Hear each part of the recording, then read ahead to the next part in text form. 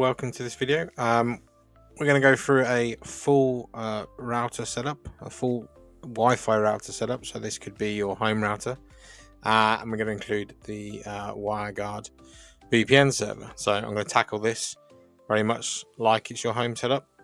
We've got a direct internet connection from our ISP. We're going to set up a LAN. We're going to set up the Wi-Fi, everything else we need, and then we'll set up the WireGuard so you can access your remote environment outside of your network.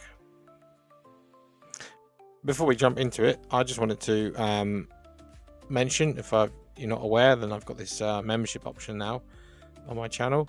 The idea is I wanted to create a sort of a space where I can share and collaborate a lot easier with people watching.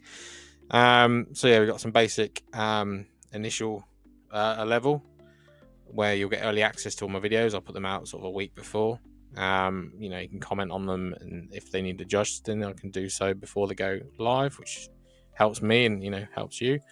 And then this other level where I wanted to create this kind of live stream option where anyone that's we can do live streams based on members that would have a specific issue that we could tackle together, and then hopefully with a smaller audience we can have a bit more of a Q&A session as well, because when I've done live streams in the past, it's really hard to keep up with the comments and also while you're trying to show what you want to show.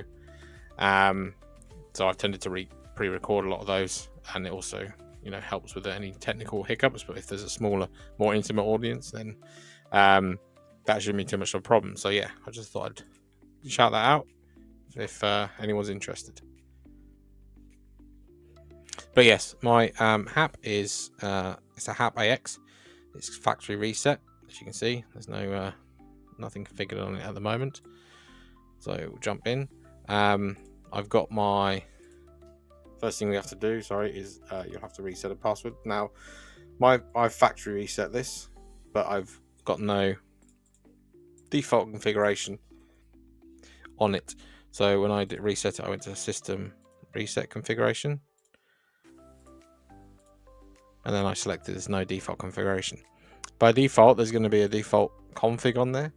I would always recommend you remove that and do your own, but it's your option. But then you probably wouldn't be watching this video otherwise, because the setup it comes with is sort of similar to what I'm going to show you now, but I like to do it myself, so I know that there's no random DHCP server I didn't know about somewhere, or I know that I'm got my router configured how I want it exactly. So I would always, when you first boot it up, you'll get a screen that shows your script of the configuration, and then you just hit reset, remove configuration, and then you'll be in the exact state that I'm in right now. So all I've done now is just set that password. As I mentioned, I've got my ISP modem plugged into Ether 1, and then I've got this machine that I'm viewing this on right now in Ether 5. I'm getting a dynamic IP from my ISP, although it is a public one, DHCP Client. So we're going to add a DHCP Client first and foremost to Ether 1. Okay. There we go. As you can see there, it's a public IP address. Previously, when I've done some of these sort of videos, I've used this via my development lab. However, I wanted this to be, like for like for a lot of people out there. So I plugged my NBN connection, my internet connection, directly in to, Ether 1. Now, the first thing I'm going to do, normally I would go through and setting up the LAN and stuff, but because this is now facing the internet and I've reset that config, I've got nothing, no firewall rules in here at all. Which if I open up the logs, if I left that running for a little bit, I would start to see login attempts. Now I've set the password on my device. I have not left it blank or set it something like admin. So they're the sort of ones that will first get tried. You'll see root a lot, user a lot. But most people will know that as soon as they detect it's a MikroTik, they'll try admin no password, because that's often the default for a lot of devices, even factory. So yeah, first thing we're going to do is we're going to lock that down. We're going to focus on the input chain. Now the input chain is anything coming into the router, so externally, We've got forward and we've got output. So forward is anything passing through, so LAN to LAN, LAN to internet. Input, so like I just mentioned, is stuff destined for the router itself from an external source, and then output is anything originating on the router outbound. So we want to go for input. We want it to only select from coming in from Ether 1 because that's our WAN interface. We don't, in this instance, we're not going to lock down our LAN side because we're just going to have the one LAN and it's our home network. But then we will select this connection state. We will tick the exclamation mark, so we're going to negate it, and we're going to say established and related. Now, what this is going to do is means anything that's coming to the device from Ether 1 or through Ether 1 that isn't already established or related traffic, and then we're gonna drop it. Now, what I could do is just have this drop rule without this. I have a separate allow rule with these two in, without this ticked. But I like to just keep it all in the one rule. And what this means is some traffic that UDP traffic, for example, that will be originated or passing or going out of the router to the internet, like DNS or NTP, those return packets, those return connections will need to come back into the router. Now, we've just told it to drop everything that's coming into Ether 1. So all of those sessions will be basically dropped. So we can't do things like DNS, we can't do basically anything. So we just tick these two, and then we say we want to drop everything except for these, which is what that's doing there. Okay, so that's pretty much all we need just to lock ourselves down. So we've now got our internet facing interface locked. So now let's go ahead and configure the rest of the router. Now I've got that and I can relax. We're going to start with our LAN. So we're going to create a bridge. I'm going to add a single bridge and we're going to call that LAN bridge. And this is just going to be the one internet, the one network for our home devices. And then I'm just going to disable spanning tree, but I've got no switch connected at the moment. Ports, we're going to add in all of our LAN ports. So we'll add Ether 2, add Ether 3, 4, and 5. Okay, so now we've got all our interfaces in there. We can close that. Now we can give ourselves an IP address. So we've already got one, a dynamic one from Ether 1, which is our internet facing one. That one's going to go ahead and give ourselves be anything we like, /24 on our LAN bridge. Okay, don't fill out the network part because when you hit apply, it's going to fill that bit out for you. And there we go. Now let's give our client some IP addresses. We go to DHCP server. Now do this step after you've assigned an IP address to your interface, because then you can use this DHCP setup option, and then you select LAN bridge, and then it's going to pre-populate everything for you, which makes it a lot easier. Let's go ahead and make that a bit smaller so it gives us a chance to do some static entries on our network if we need to. These are the ones provided by my ISP, but what I'm going to do is give out my router itself as the DNS server. And then we're going to increase that lease time because 30 seconds isn't long enough. So we can go for, let's go for 10 hours. So you got hours, minutes, seconds. If you wanted this to be days, you just do 1 and then a D for day. Okay. So as you can see, that's populated all that for us. Now we've given our DNS server as this itself. We're going to go to IP, and then we're going to go to DNS. And these, we can use the ISP's dynamic, or we can specify our own. But the thing we need to do is tick this allow remote request. What this means is because we've given our router out as the DNS server to the clients, when the client makes a DNS request, it's going to make it to the router. Then the router is going to make it to these ones here. This means it's going to cache some of them. Also means we can have our own static entries if we want, because this is going to be our DNS server. So we haven't got to run a separate DNS server to have all those features. But for it to actually respond to those DNS requests, we just need to tick that option there. Okay. So there we go. So that's our LAN side setup. Now we go back to Firewall, and what we're going to do is our NAT. So what we're going to do is our outbound NAT. So chain is source NAT in this instance, and we're going to specify our out interface, which is our internet one, which was ether 1, and the action is going to be Masquerade. Now what that's going to do is every time a connection is made out towards the internet from our local IP range of 192.168.0. something, it's going to then masquerade it behind the IP address we've given from our ISP, our public IP address, because these ones aren't routable on the internet, but these ones are. So then it's going to masquerade behind this IP. So then when you hit your remote web server, whatever it is you're trying to access, it's going to see it coming from this IP, because it then is able to route back to this IP because this is advertised across the internet. It then returns back to the router. The router will maintain a sessions table, which will then basically route it back to the request that it came from. So that's basically how your outbound NAT is working. But yeah, Masquerade is quite a good word for it, because you're hiding behind your public IP address. Okay, so now we should have some internet access. So I'll just check I've got an IP address first of all. Yep, I'm on 200. Now let's do a ping to the internet. Yep. Now I ping to a domain name to make sure we got DNS resolution. There we go. Perfect. So we've got our very basics up and running. We've got our network, our internet, our LAN, and our routing all set up. So we're pretty much good to go now. Now we're going to tackle the Wi-Fi, which we'll load it up here.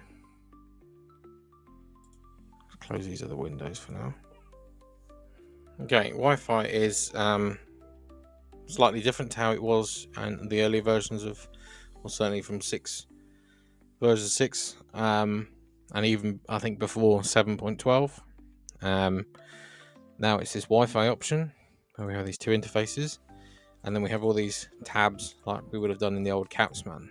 So basically Capsman and the static Wi-Fi is all the same menu now, but it does make it easier in terms of if you wanted to deploy Capsman, if you wanted to add another access point to your network, you can then just basically use the same configuration files without configuring a different one. So I've got this guide here on deploying a single access point, but the theory is the same, basically using either Capsman or static.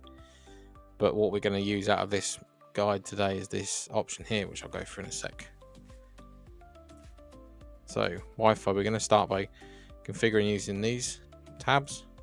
So data path, first of all, is the bridge that our APs are going to sit in. So we can just select data path 1 is fine, and then just LAN bridge. Security is going to be our SSID PSK. So we'll just select, we'll use PSK2 for this, and then we'll select our passphrase. Just unhide that to make sure I didn't make a typo. There we are, hello world 123. Channel, now this is the channel bit. Now I could add the individual channels here, but that would mean having to know the actual frequency, because there's no handy drop down menu for channel 1, 2, 3, whatever. So over here, this is where I compile this, basically this list, and these are the recommended channels I would suggest we use. So for 5G, we've got UNNI 1 and UNNI 3.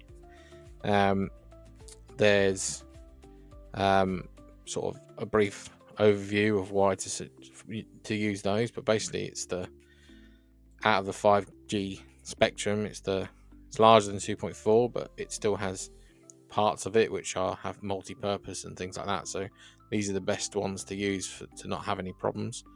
And then 2.4, the only ones you can use is 1, 6, and 11 for non-overlapping channels. So that's why they're in there, and there's kind of a hard and fast rule.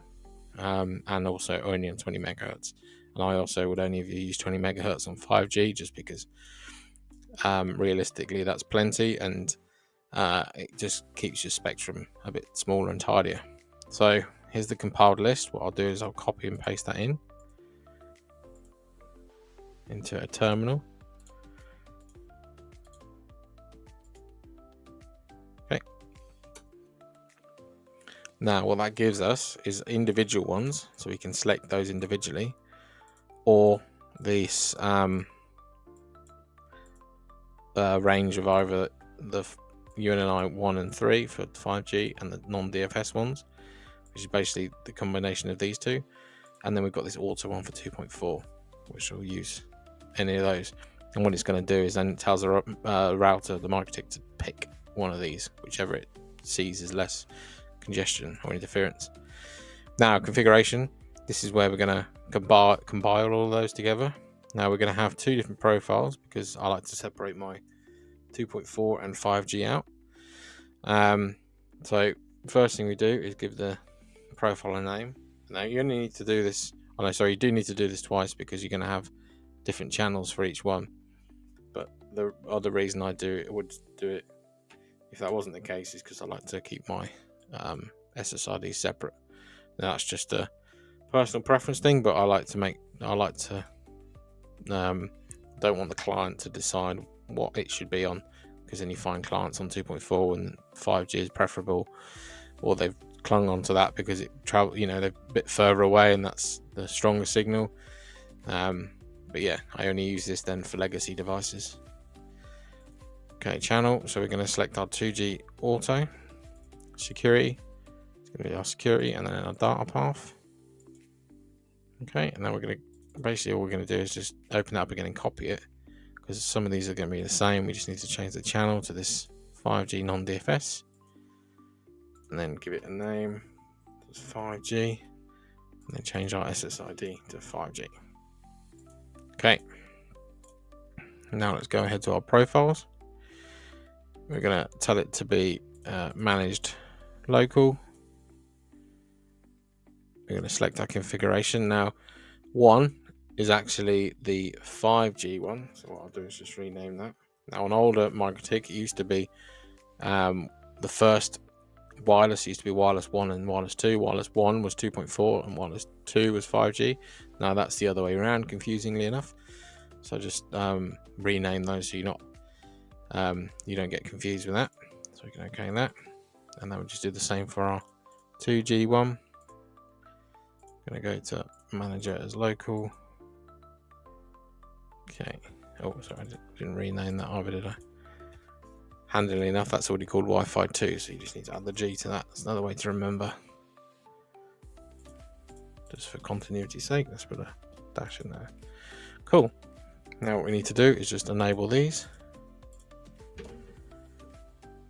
There we go.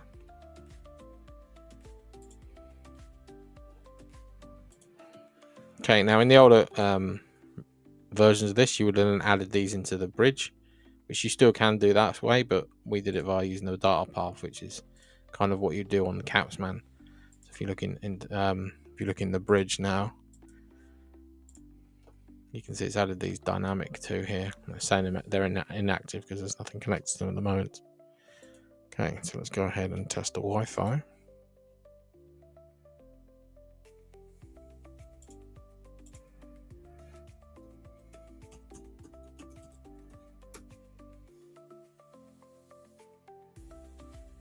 Okay, connected. Let's just check out my IP address. There we are. So I'm on the same network on both, but I'm on now 99. And we can also check that out under our registration. There we go. That's me connected there. And if I go to IP DHCP server, there's 2 leases given out to the same device. That's me, Luigi. Okay. And you can see the bridge port there that we're on. Ether 5 is the physical port, and then Wi-Fi 5G is the other one. So there we go. There's your home router up and running, good to go. You've locked it down. You've you configured it properly. So the last thing we're going to do is that WireGuard setup. So before we do that, one thing I'm going to show you is when you connect into your VPN, you're going to need to connect to the public IP address of the device, which is this address. Now, this is dynamic, so when I reboot my router or every so often, this may change. So that means we need a way to remember that. So there's this DDNS, so dynamic DNS service. By default in MikroTik, it's under IP Cloud. You just need to enable it, apply, and there you go. It can see that it's public IP address. Now what you're doing is you're hitting this server, which is owned by MikroTik, which is then seeing the request come in and the IP it's coming from. So if we were behind NAT, it would see if we're behind another network, it would see whatever the public facing internet is. But what this means is then we can then use this one in our WireGuard client setup. So we can put this on our client device. So then that will know how to connect, get to our router basically. And then when this IP changes, this will get updated, but this won't change. Okay. Now I've got another option. Check this link out here for doing the same with Cloudflare DNS. So if you've got your own domain name, or you want to buy your own domain name, they're not that heaps expensive. If you find the right one, you can then have that, and then you can have basically a script running that when every time this changes, it will update your Cloudflare DNS record, which you could then use on your VPN client. So that's another way of doing it. Okay, so that's that done. So we go to WireGuard. First thing we're going to do is add a WireGuard interface. That will do. We'll use the default port. Okay, that. Now we're going to go and give it an IP address. So IP addresses. Now this is going to be the interface that the clients are going to get an IP address from. So I'm going to give this 1.1. So that's 0.1 for my LAN, and then 1.1 for my WireGuard VPN. Okay, now let's go and do our setting up our peers. So we're going to add a new peer, and then we use this for every device we want to give access to. So I'm going to call this is going to be my WireGuard-phone, because I'm going to install it on my phone. Private key, we just select auto. Endpoint is going to be 13231. Now that is the port that was set here. There you go. I must mention, actually, I do have a guide for doing all this as well. A separate guide which just focuses on the WireGuard side. So I just that's a link here for you, and it's all be in the description. So if you wanted to just do this aspect only and you're getting stuck, I have another video as well doing this as well. Now the allowed addresses, and this is going to be our client. So this is going to be, we'll give it 1.10 /24. No, sorry, /32. This is, so that's the, I put on the wrong one, haven't I? That should go in allowed addresses. 192.168.1.10 /24 /32. So that's going to go in the allowed addresses. We don't need to set anything in the pre-shared key. So then client, again, we put that address in again. 1.10 /32. Client DNS, we're going to give it its WireGuard server again, like we did with our LAN. And then the endpoint we're going to connect to is going to be, even though it's itself, yeah, this will become clear in a minute. Copy that. Okay, paste that in there.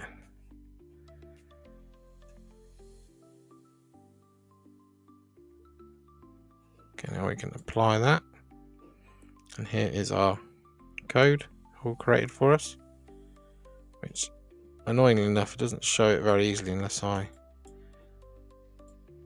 go down. There we go, QR code. So we've created our profile. Now what we can do is we can load up the client. So you download the client, and then you can create a new one, copy and paste that into it, or you can copy and paste this into a text file and just have the conf, so .conf at the end, and then load that in. So, oh my god, I'll show you now actually. So to add, you can add a new tunnel by importing the file, or add an empty one, and then all I do is just double click on that and right click, select all, and then select copy, and then we can here select all and paste. Give it a name. WireGuard home. Okay, so that's one way. Then you can obviously edit it that way, or we can go to Notepad.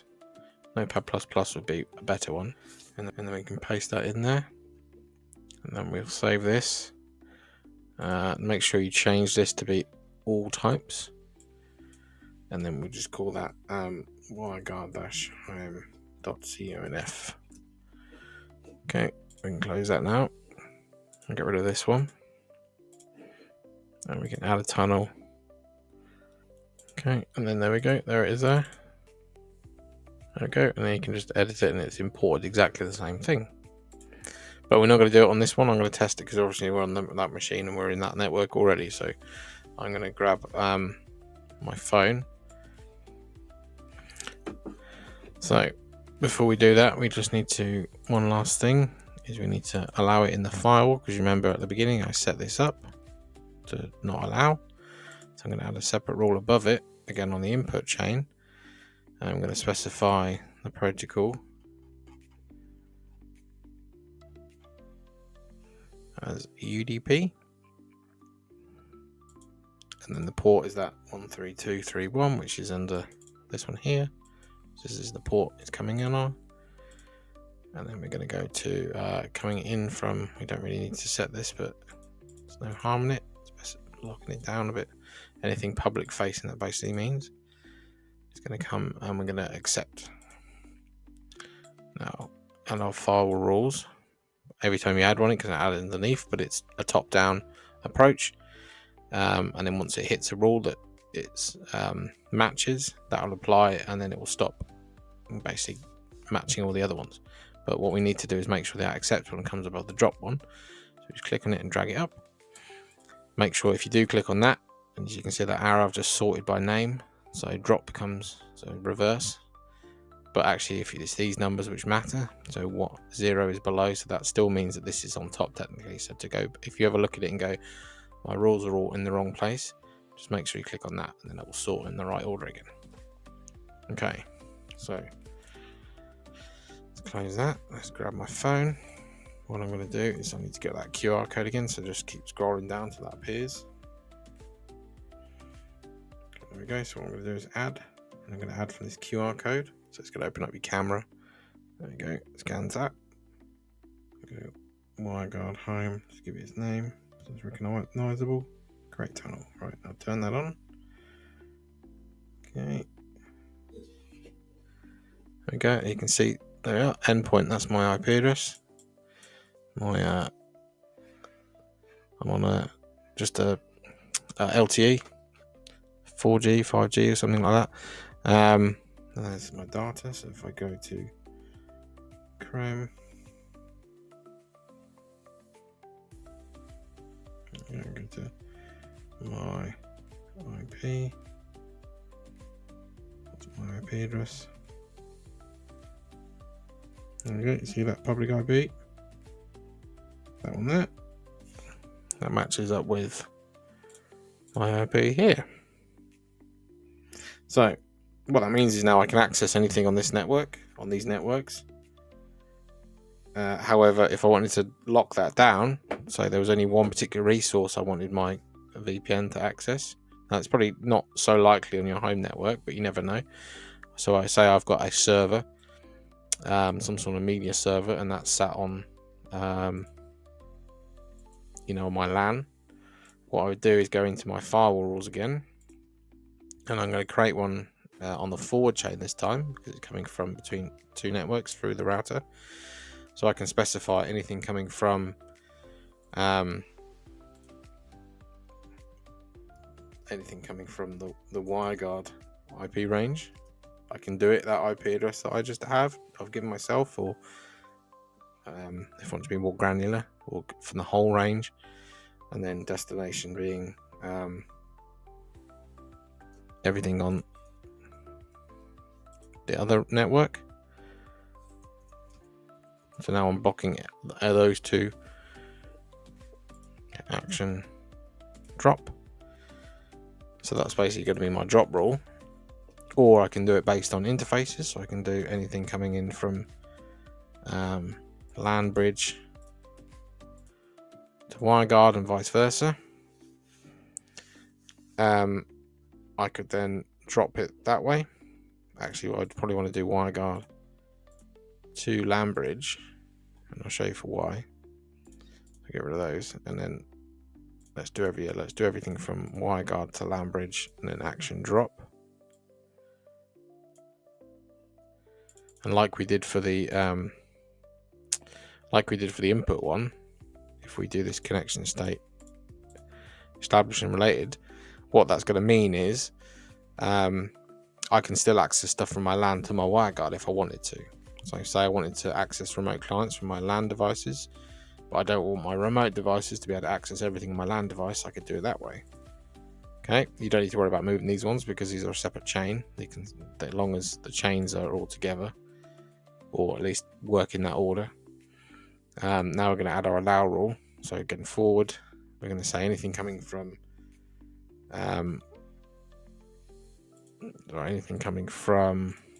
WireGuard, which is trying to get to say a fictitious IP address, which I don't have anything on at the moment, but say that was my media server, and then I would just go accept. Just drag that above. So make sure, as like I said, the accepts come above the drops. If it is an explicit deny, that is. So if it's catching everything else. Okay. So there we go. That is your home router with Wi-Fi and WireGuard VPN all set up.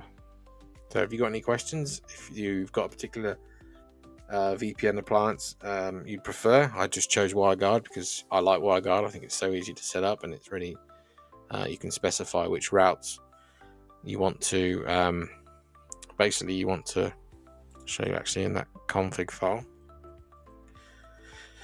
If you want to specify which routes you want it to go over, so at the moment I'm sending all traffic over there, but if I wanted just to send 192.168, I could do it to an IP address. So I could say only go to that media server over there, and then all my internet access goes out of my normal connection, or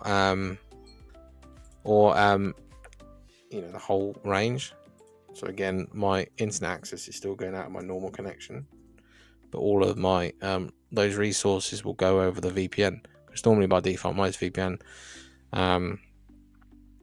services will make you route all your traffic over there. So it's sometimes if you're in another country and you're trying to get back to your home router, then you really don't want all your traffic routing through, or you might do, but you may not want all your traffic routing across the other side of the world, for example.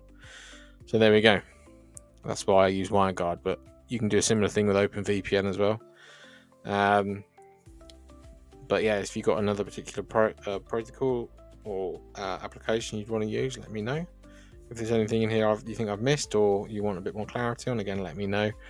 I do heaps of different videos about different scenarios, and I try and think about the sort of things that people will be wanting to or needing to know. So yeah, just feel free to reach out. But anyway, I'll say thanks for watching, and I'll catch you on the next one. Cheers.